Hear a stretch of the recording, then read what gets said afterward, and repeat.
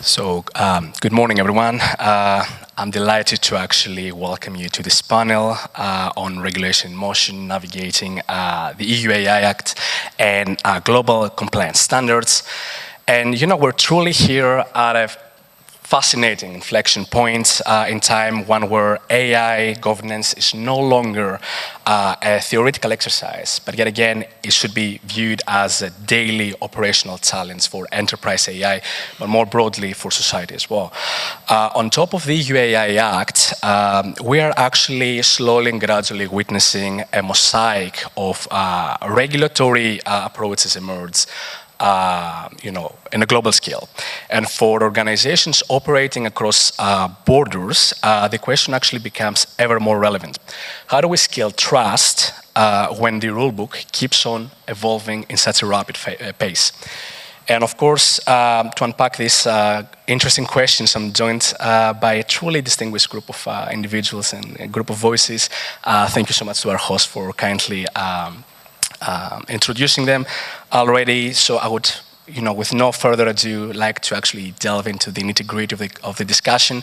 And I would like to invite our panel to already, start framing the very foundation of the discussion, which actually revolves around governance as a strategic imperative. And too often, governance is actually framed as compliance, as a rather dull, static, checklist exercise, if you will. But the reality is quite different. For AI to be trusted, governance also needs to be strategic. If you will, the connective tissue between ethics, risk management, but also the competitive advantage that this technological advancement actually brings in the picture. So I'd like to address the very first question to Professor Mitru. From your vantage point, how should we actually approach building a continuous, robust, risk-based governance framework that actually examines AI compliance holistically, and in combination with other frameworks, be it the cybersecurity and data protection frameworks that already are in place, from the design phase towards the post-marketing phase? Thank you.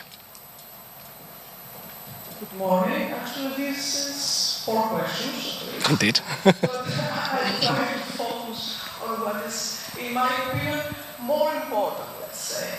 And actually, the minister has already dealt with some of these issues with a reference to governance and data governance. Let me clarify at the very beginning that I'm not, let's say, in favor of ethics, because at least in Europe we have a regulatory framework, and we have to live with this. The 2 issues that I have to focus on is, first, the meaning of AI governance in relation to the entities that have to comply with artificial intelligence. And what we understand as AI governance, because it's something that is, in a way, a model used both in private and public sector.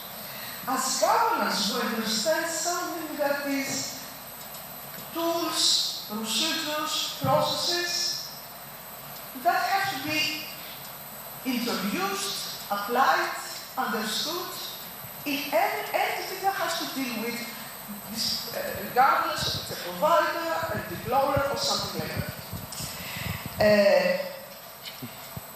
AI governance is much more than compliance. And what we have to keep in mind is that this idea has to be tailor-made, has to be adapted to the very specific context and environment that AI is produced, that AI is deployed, that AI is used in any case. And we have to understand this idea of AI governance in relation to other forms of governance that are already known in such entities. The first issue is the idea of corporate governance, because introducing AI tools, introducing AI systems, is not something that is separate from the, it should not be separate from the function, from the life from the interests of an entity. It has to be an integrated part of this, what we understand as corporate governance. A second important point is the IT governance, because it has, and I think this is the right audience, and perhaps all other in the audience, I'm a lawyer, all other in the audience can understand more than I, what I mean. It has to be, of course, governance may be a subset of IT governance, but it has to be interconnected in a very consistent way and not be separated. And of course, data governance, which is very important, which is at the very core, at the heart of the implementation and of the compliance. Concerning the interplay, because I think that I have not so much. Concerning the interplay, this is also very important because we have a tendency to neglect, to ignore that AI Act is a part of an overall regulatory approach and framework, non-omnibus, let's say, framework. And this framework includes DTA, which is very important also for the data governance. The minister has already spoken about this. Data Act, cybersecurity, whatever it means. And we have to understand that all these regulatory frameworks form or should form a consistent entity. Let me mention two examples concerning the sector that I'm more familiar with, data protection. Also in the AI Act, both for the deployers and the providers of the high-risk systems, they have to comply, they have to declare the compliance with the GDPR and the law enforcement directive in order to get a conformity assessment. The impact on fundamental rights and data protection and dignity and privacy is a very important factor for the classification of a system as a high-risk system. That means that the classification from an entity has to take into account, has to understand what is impact on fundamental rights in order to understand what it has to do. And of course, it's very important also, already the high level, the guidelines for trustworthy accounts, they have insisted on cyber resilience, on cyber security, but it has to be implemented, also taking into account the relevant framework of the European Union, the NIS2, etc. I mean, you cannot comply with the AI Act without having a very comprehensive, consistent, and general program, strategy, how to implement. That's a truly interesting, very insightful framing, Professor Mitru. Thank you so much. And thank you so much for also very eloquently connecting it to the points that were addressed by the Minister in his keynote speech. A follow-up question that one way or another begs itself actually is linked to accountability, because it's super interesting to actually get a bit of a better grasp as to how governance should be laid out, but also as AI moves from pilots and pilot projects to rather core critical mission stages, what end-to-end accountability looks like, how should it be structured legally and culturally as well in organizations. I would actually like to pick Christos' mind when it comes to that. Thank you. Yes. Thank you. It's nice, great to be here. Thank you for the invitation. Great question on the accountability. And I think Professor Mitru made a great introduction and actually handled the whole topic of the panel, because practical application of a governance framework revolves around exactly the not generalized approach to it and the application of the governance framework to the needs of each organization. Regarding end-to-end accountability, I will not go into specifics based on obligations of the AI Act or specific priorities for organizations, because I think right now end-to-end accountability looks much more general, and it's much more high level what we need to do. Accountability, end-to-end accountability, in my opinion, could be separated into two separate pillars.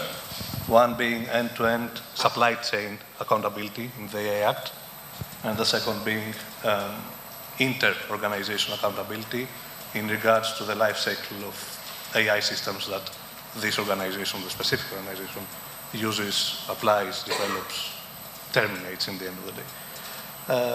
In regards to the first pillar, so AI supply chain accountability, I believe that the obligations of the AI Act provide a pretty comprehensive framework, and especially the categorization of the different stakeholders in different roles for compliance. So for our audience, the regulation provides 5 or 6 different stakeholder roles, and each of these roles have to comply with different obligations.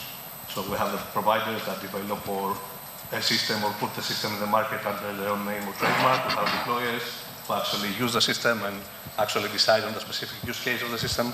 And then we have, other market players like importers or distributors of the system who either import the system in the European market for the first time or further distribute it as links in the supply chain. And also there are also some provisions for the case of product manufacturers, because they might actually integrate AI systems in their hardware or products, whatever they might be. And why I believe that what end-to-end governance and accountability looks like in the supply chain can be identified via the regulation is that the specific obligations for each one of these type of actors are based on the nature of their interaction and control on the system.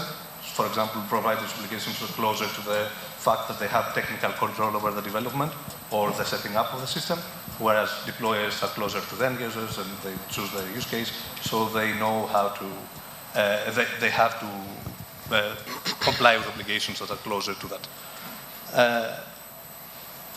Inter-organization end-to-end accountability is a bit different, because theoretically, even that is within the regulation, but it's much more complicated. So on a high level, I believe that today, end-to-end accountability within an organization has 3 or 4 basic steps or elements.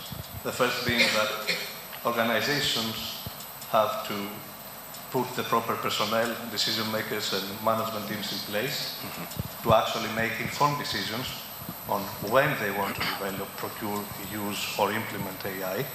And they have to make these decisions strategically based on their goals and what added value AI brings, and not based on hype or marketing.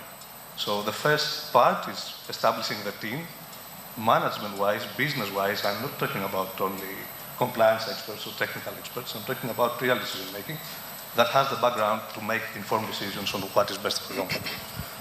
Following that, you have to map your systems, see what you're doing with them, identify your role in the supply chain for each system, and then start seeing if each system falls within specific categories of the regulation, and then it's just a mapping exercise to your obligations. But in practice, accountability begins from the decision-making. And this decision-making has to be in place from before you actually start developing or designing the system or procuring it to the moment you stop using it. So I think that's... Thank you so much for this very comprehensive response. Basically, what I'm hearing is that governance must actually evolve from a rather reactive compliance mode towards a rather, proactive assurance mode of operations, effectively, not just, organizations proving to be compliant, but showing proactively and preemptively that are, to the extent possible, in control of the situation, but also taking very close to heart the remark made by Professor Mitru when it comes to having a way much more holistic approach into governance injected into the whole thing. Moving on to the second round of questioning that I have in mind for today, I would like to delve into the nitty-gritty of the UAI Act. Basically, how do we elevate ourselves from purely reading the AI Act text, so elevating ourselves from the theoretical part to the practical part. And I have a joint question for Professor Mitru and Vasilis. What are the most acute execution but also implementation gaps that you actually see right now in the Act and the implementation rollout that we are experiencing as we speak? And by extension, which sort of like bottlenecks are effectively blocking AI uptake today? Please go, you can go ahead. Yeah, thank you. Thank you. Thank you. Yeah, thank you. Good morning to everyone. It's a pleasure to be here. Thanks for the information for the panel and the insightful questions.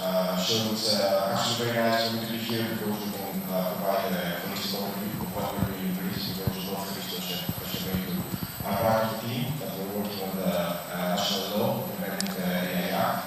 So regarding your question, there could be a whole conference that we can answer. So I'll try to summarize to 3 key points. The first is a huge issue, it's no secret. It's the standard part, the part of developing standards. So what most people may not know is that the AI Act is not just fundamental rights protection legislation, it's also about market surveillance. And these are very insanely hard topics to combine.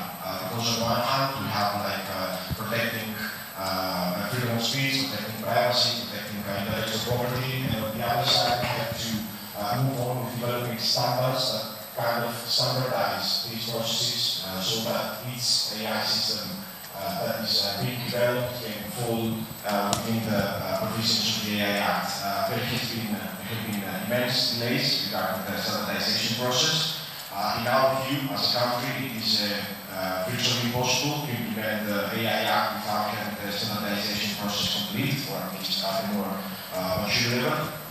So the first issue I would like to raise is the standardization process, which has also revealed many shortcomings of the standardization process as a whole.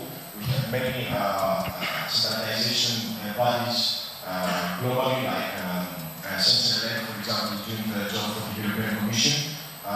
Many may have not noticed, but it's actually a very nice example of how big tech and huge companies are influencing the way that standards are being developed or not developed, in case that they are not very willing to do so.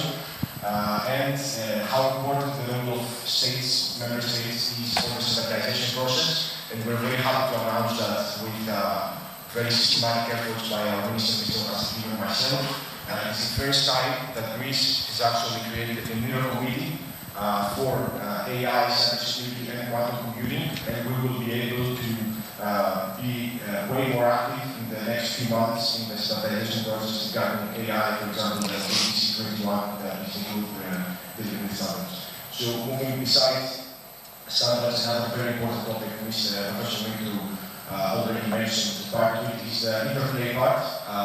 AI Act is not coming in a void. There is a huge ecosystem of legislation that comes to interact with, and that's very, very difficult part. I had the pleasure I get like 4 to 5 ideas about AI projects coming from the private and the public sector every day. So the first things that I ask, besides the hype about AI, is whether they have taken all the rest of the legislation in mind. So to me, a huge issue has to do with data protection, but also, and sometimes more importantly, the intellectual property part. There is no AI without data, as the Minister very aptly pointed out. So if you want to create an AI tool, the first thing I'm going to ask you is where do you get the data from? And if the answer is out of Hugging Face and out of a huge database coming from the internet with scrolling everything, then our eyebrows will be raised, and we're going to start questions that will be very, very difficult to answer. So I'm not trying to blame developers, because obviously our legal system is the primary problem. The way that we have developed intellectual property laws may not be suitable for the future, so we have to think about it. And we're coming up with various proposals at the European level. So the third point, not to take advantage of the time, the third point I would like to raise is enforcement, actually, because at the back of our head we have the European Union keep legislating throughout all of the last years at least, coming with Digital Market Act, Digital Services Act, AI Act, NIS2, and everything. So the very sincere question is who is going to supervise all this legislation, who is going to enforce it, because without enforcement you might as well have just ethics, as Professor Luke said. So it's very important for us to create national authorities, independent authorities that are able to actually supervise such legislation. In my view, and I'm expressing a personal view, we need less and more powerful authorities. But what we're actually trying to do besides those huge, bigger at least, reforms is to actually bring the supervisory authorities more in touch with academia and research in Greece, because we have a huge and very well-organized human capital there, and we're trying to take advantage of smart young people that are willing to work with supervisory authorities in order to enable them to cope with the requirements of the AI Act. So those two are. Thank you so much, Vasilis. Professor Mitru. Actually, we could add a lot to what Vasilis has mentioned in the cartoonist. But let me stress your attention what is meant as implementation in the private sector. That disease, it's not that the state has to act as an enabler, as support, etc. But implemented should be the AI also by the entities. And in this case, I'm afraid that you have a kind of pendulum between compliance fatigue and compliance panic.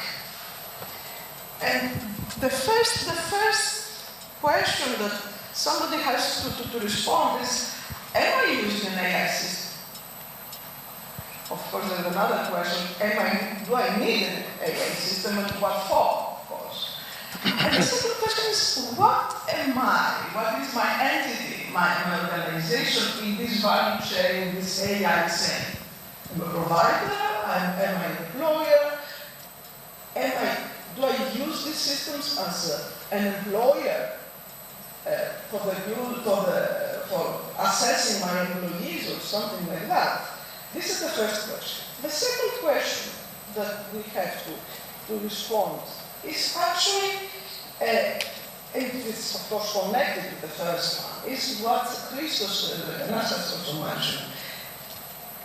Do we need new structures to respond to these questions and to implement this new framework, which is a part of an overall framework of a comprehensive and holistic ecosystem of regulation? And of course, this is a question that has to be answered in a very specific context. They are not solutions that are one size fits for all in this case.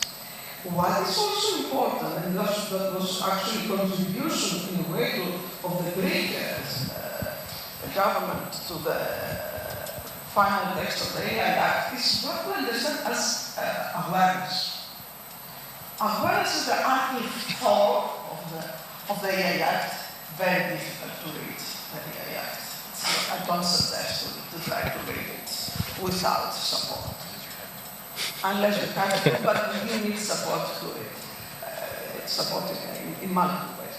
And what is awareness? Because awareness can be downsized. Okay, we can organize 1 or 2 seminars to be sure that we comply with this Article 4 general requirement of the AI Act, but it's more than that. It's more than that because implementation means that the whole ecosystem of an organization understand his or her role in this new, let's say, future or present. And awareness, and it's something that we discussed, is a requirement. It's a legal requirement that has to be dealt with in the new framework. Do we have to comply with this? And that means in case of breach of this requirement, must be a sanction, or is something very generic that has to be taken into consideration in case that we have another breach of the legislation? Thanks so much, Professor Mitru. Just to sum it up, or try to sum it up, because it was such a meaningful and substantive contribution here in this round. How do we effectively resolve the conundrum of standardization? How do we cut the Gordian knot of figuring out enforcement? How do we also beat compliance fatigue and compliance panic, the way you phrased it? If I may very briefly also introduce or inject another consideration here, is that today's governance architecture was not really built for systems that one would another evolve, learn, or even act or execute tasks semi-independently. So we've been, designing policy one way or another, or laws for what AI is, or what we perceive AI to be in this given period in time. And instead of doing, future-proof governance, robust governance that one way or another speaks to what AI is becoming in an exponential fashion, if I may add as well. So we're actually experiencing a race between technological advancement and institutional adaptation, if you will, which I think that serves as a perfect bridge for the third part of the discussion. And very much as noted before, compliance doesn't happen in a vacuum. This is quite important to actually put out there. So there's multinational organizations that face a patchwork of standards, be it the European harmonized standards to be fleshed out in early 2026 for the implementation of the UAI Act, NIST, ISO, IEEE standards, and so on and so forth. And smaller firms can easily be overwhelmed. So my question would be to Mr. Rodopoulos, from an SME standpoint. Indeed. Even better, actually. Yeah.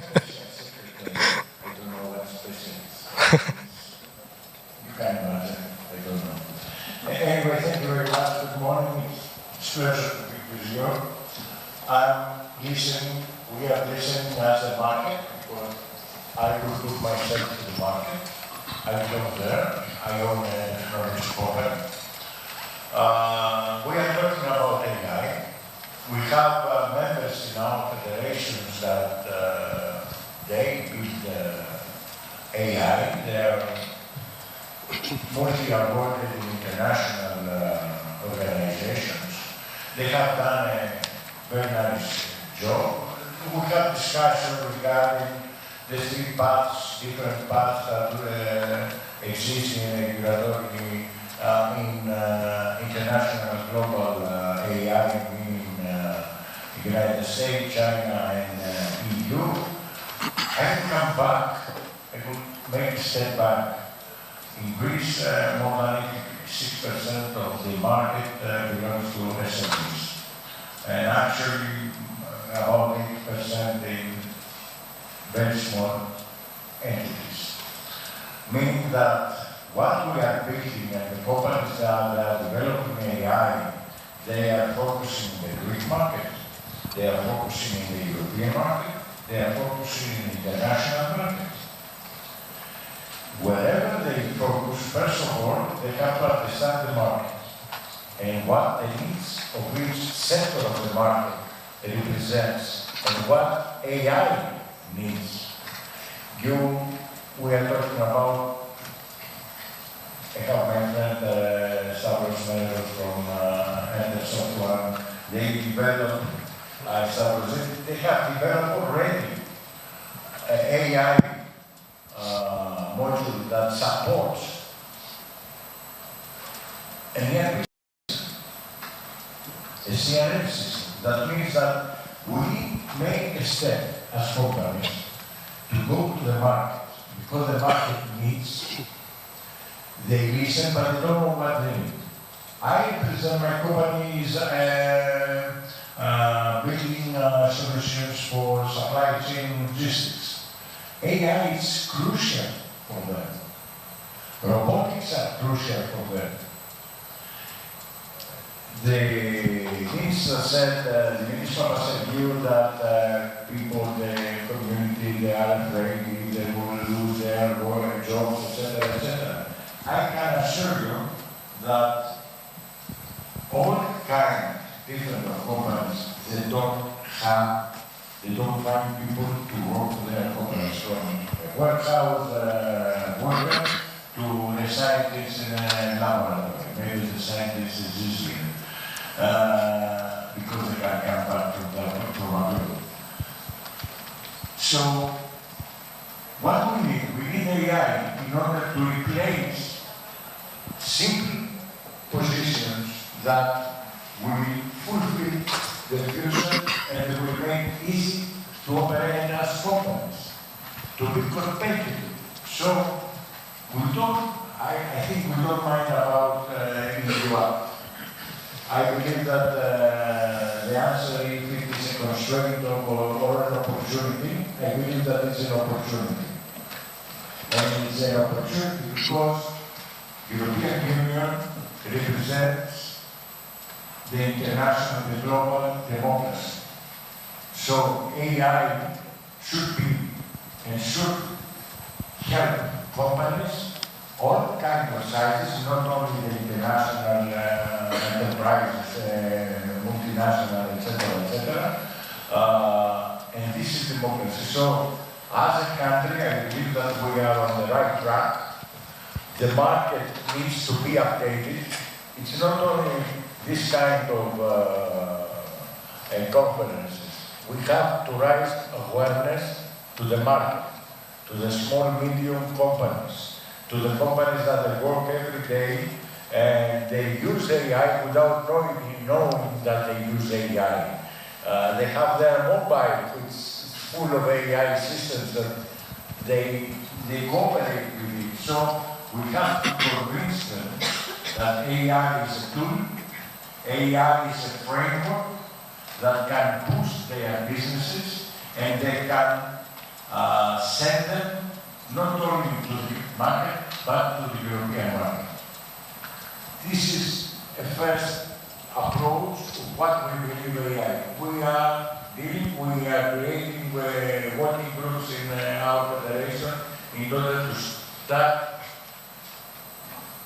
because I miss something, to start consolidating the ecosystem of startups in order not to overlap each other. This is a very big problem. Many people, many startups, many different companies are studying and building same solution or similar solutions, which at the end should be usable for the companies and the market. Absolutely, and thank you so much for the very comprehensive grounding, the also very sober awakening in terms of what really matters to enterprise AI for Greece, and how to actually pay attention to the moving elements, the moving targets that truly make a difference. And I think that this is a great also bridge with a theme that was very hastily discussed yesterday on a panel on AI governance. Basically, the common thread of the discussion was Greece being an accelerator for the very vibrant AI ecosystem in the country, not a mere spectator, either in terms of regulatory affairs, developments, policy developments, compliance, and by extent, governance. So let's bring it back home for a second here. And I would like to pose a question to Vasilis that speaks to how will the Greek government operationalize trust to lift AI adoption rates significantly to an extent that we can actually really reap the benefits of having such a vibrant ecosystem. Thank you. Yes, thank you. First of all, I would like to totally agree with Mr. Bogos, and I'm really glad that the private sector agrees that regulation is a benefit of the European Union and not an obstacle. Mainly because it safeguards the way of our living, and I think that we're all satisfied by that. But we also have an issue with competitiveness. Most of us did not expect the tech reports to understand that, but it was a very a good benchmark for all of the other people to come to the realization that in certain cases legislation might be, not legislation per se, the confusion or the complexity of legislation creates some competitive disadvantages. So to answer your question, what we're trying to do is to leverage the European legislation, because most of the things that we're dealing with, and that's something very important for people in the audience, beware of the European elections, do not vote with a light heart. Many times it's much more important than national legislation, and especially in the field of technology, IP rights, procurement, and all the related stuff is coming from the European Union. So we're trying to leverage this legislation into promoting our national initiatives and our national interests. So a couple of ways we're doing that. First of all is procurement processes. We have a big framework agreement was launched a few months ago, and it's expected to run in the next few months. And during this process, what we're going to expect from the deployers, from the market, is to deploy solutions not just based on US or Chinese models, because one of the key issues is that all of the market is now relying on 4 or 5 or 6 AI models. We know that we have companies coming and saying, oh, we have deployed an AI system, that's great, what's your the model behind it? So it's a very important topic to discuss, because we want, in the context of sovereignty, we would like EU models to be also used. We would like open source models to be more widely used. So this is something that we're going to try to promote through the procurement process. Another important topic is regulatory sandboxes. We were very, very active in the subgroup of sandboxes in the AI board. So we managed to secure 2 provisions that are very important for Greece. One is to actually connect the regulatory sandbox process with actual implementation through the AI factories. So it's not enough for us to have a group of lawyers who what is the right way to develop your system. We would also like you to have access to data and infrastructure so you can try out a solution in a safeguarded environment. And the second is that we have managed to secure that national-based, Greek-based companies will have an advantage over companies coming from outside Greece in terms of who gets access to the sandbox. That's very important, because if we didn't do that, then all European sandboxes would be filled with French, German, and other companies coming from more developed economies. I think those are the key points, but in general, the main idea of what we're trying to do in the national law, but also in all of our efforts, is to try to find all those elements that allow us to leverage existing legislation into pushing innovation in practice, not just in theory. SMEs are our main concern to the nature of the Greek economy. Very much so. And the rest, actually, please, Mr. Rodopoulos, if you want to react to that. A few things. We totally agree. We cannot disagree in this subject. I believe that it's something that it's common sense. Even though it's very deep, it's very difficult, and it's very difficult to get the sound from the common people. So, we need maybe in the future from the government is when borrows, when data laws, and we continue, and we need an effort and opportunities to the SMEs, that they have the idea, they have the vision, they have the opportunity to develop in order to have 3 sandboxes, to have 3 infrastructure, because technology, if it's software or hardware or cloud or whatsoever we call technology, it's not an accelerator, it's an infrastructure. It's like we have the roads, the airports, the ports. If we don't have a port, you don't have international freight flows. If you don't have an airport, you don't have tourists in other countries. So technology is an infrastructure, is an enabler. And of course, an accelerator that can boost the economy in the near future, because Greece is not a heavy industry country and needs to have strong infrastructure in order to guide many times the European community, the EU. And here I want to put a remark regarding Estonia, many things and many fairy tales, this power, 100%, digitalized, etc. Estonia is a country that took advantage for every last penny of the European assistance. Greece is not on the same position.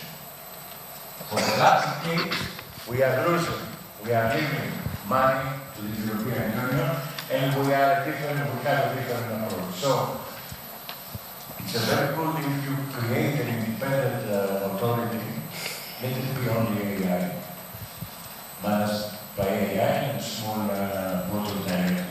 All the others will be legal systems, everything will be transparent, democratic, and common for all stakeholders. I truly appreciate that you actually came with a very clear ask at the very end of your really, really constructive contribution here. And you spoke of infrastructure as something like we keep on, like we have it as a baseline, we keep on building on it.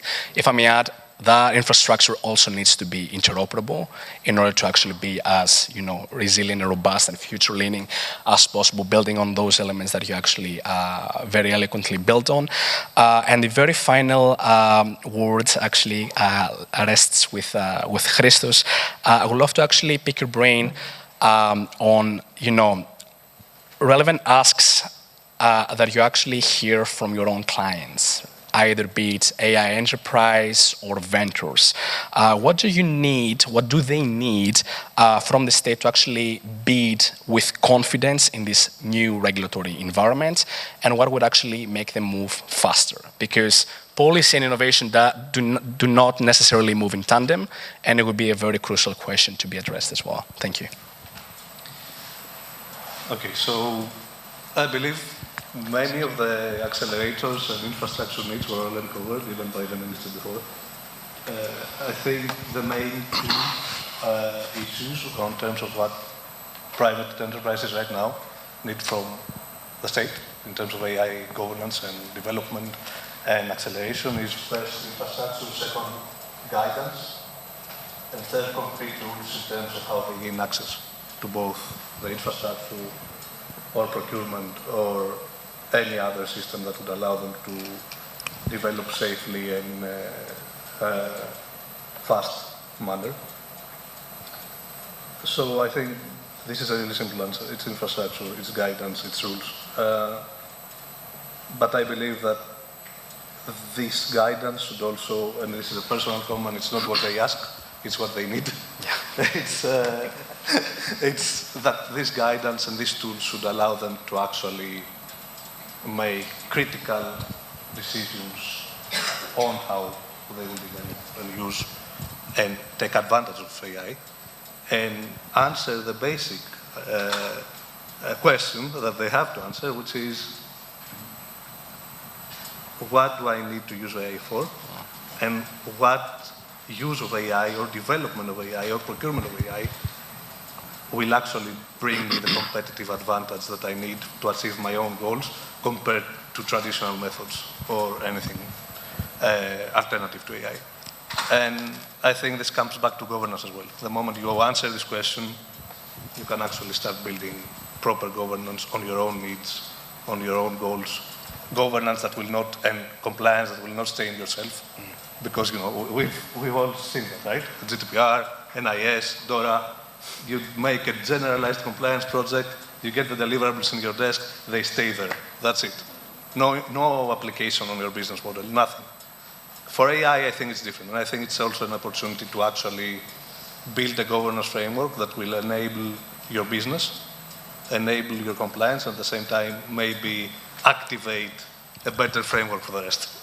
Absolutely, and I think that's so crucial of a point to actually stress. And what, from my side, actually seems quite exciting here is the potential for a virtuous circle, so to speak, where the public sector trust infrastructure one with another accelerates the private sector's adoption, effectively creating a flywheel, if you will, for responsible AI innovation in the country and beyond as well. So how do we actually reflect that outwards? I'm looking at our host. Do we have more time, or we're out of time already? Okay. Well, with this in mind, thank you all so much for the incredible and really brilliant contributions. Please join me in a warm round of applause for our panelists, and thank you so much for your attention.